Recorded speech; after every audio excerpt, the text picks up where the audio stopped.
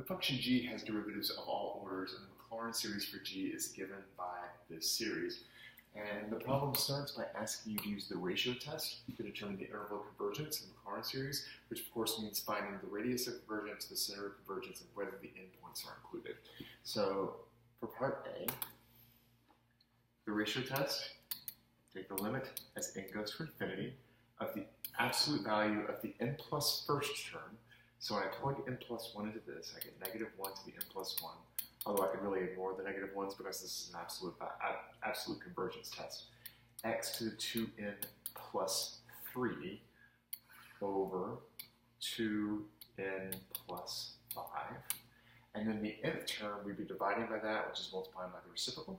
So I have a negative 1 to the n down here, an x to the 2n plus 1 down here, and then a 2n plus 3 up here.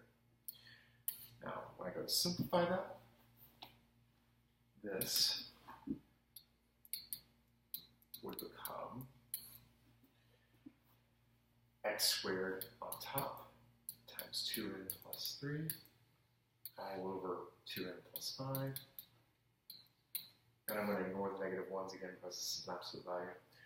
And when I take that limit as it goes to infinity, these, at like the highest degree terms, these highest degree terms are exactly the same, so the limit's going to go to 1. So this whole limit is going to go to the absolute value of x squared.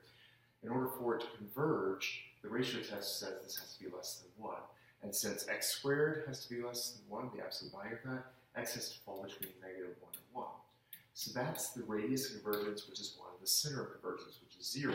Now we need to test the endpoints. So I'm going to test negative 1. And when I test negative 1, I plug it in for the x. So I get negative 1 to the n times negative 1 to the 2n plus 1 all over 2n plus 3. This will become negative 1 to the 3n plus 1 all over 2n plus 3. And really this is either a harmonic series or an alternating harmonic series because we have this n term that has a highest degree of 1. So all I need to figure out is if this is alternating or not. So if I plug in 1, that comes out as negative 1 to the 4th. If I plug in 2, it comes out as negative 1 to the 7th. So I'm going to be switching from odd to even and back and forth. So it is alternating. So by the alternating series test, this term, if I took the absolute value of it, would go to 0. The signs alternate, make 10 would get smaller, so it converges. And if I test 1, I would plug that in to x up here, and that would give me negative 1 to the n, 1 to the 2n plus 1, which basically just goes away, and then 2n plus 3. This is clearly an alternating series. And by the alternating series can test it converges. So that means my interval of convergence includes both endpoints. So that's part A. For part B, the Maclaurin series for g evaluated x equals 1/2 is an alternating series, so it bounces back and forth, whose terms decrease in absolute value to 0, so it's going to converge.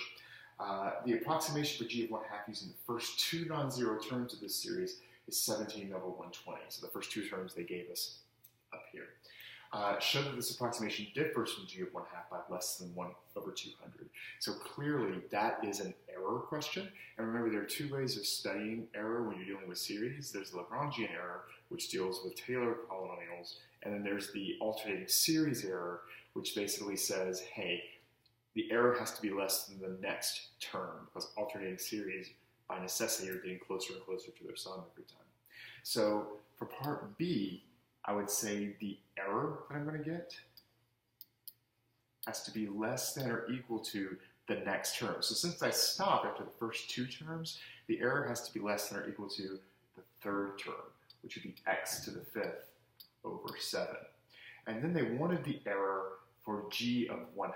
So if I did the error of g of 1/2,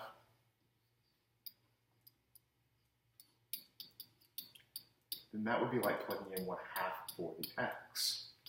And that would give me 1 over 7 times 32, which you can either just write that as 7 times 32, or you can write that as 224. And 224, 1 over 224 is less than 1 over 200. That's it for part B. Part C says write the first three non-zero terms in the general term, the Maclaurin series for G prime. So they've given you the Maclaurin series for G. They want the general term. Now you can either do the first three terms and then do the general term, or you can do it in opposite order. Since they gave me the first three terms, I'm going to go ahead and I can't write the correct section, right? Part three. So I'm going to go ahead and take the derivative of those three non-zero terms that are there. Derivative of x over 3 is 1/3. Derivative of x cubed over 5 is 3x squared over 5. And derivative of that next term is 5x to the 4th over 7. And if I wanted the general term, it's basically going to be the derivative of that general term there. It's right here. With treating x as being the only variable, everything else is constant. So my general term would be -1 to the n, that's a constant, times 2n plus 1, which is the power on the x brought down, x to the 2n, which is 2n plus 1 reduced by 1, all over 2n plus 3. And that's the general term.